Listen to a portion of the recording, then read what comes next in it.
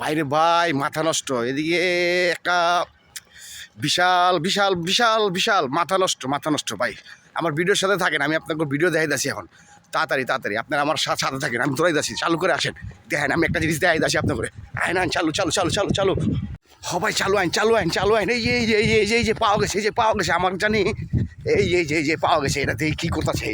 কে লেগে পাইপটা লাগাই যাচ্ছে আমার, এই পাইপটার লেগে আমার তো সমস্যা। এই আপনি কী করতেছেন এখানে? হ্যাঁ হ্যাঁ ভাই, কী করতেছেন? ও আপনি পানি লাগাইতেছেন? আবু সাইদ ভাই নাকি?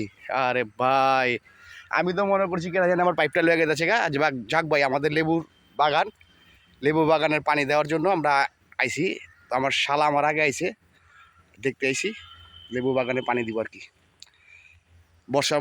বর্ষাকালে আর কি পানি লাগে না বেশি।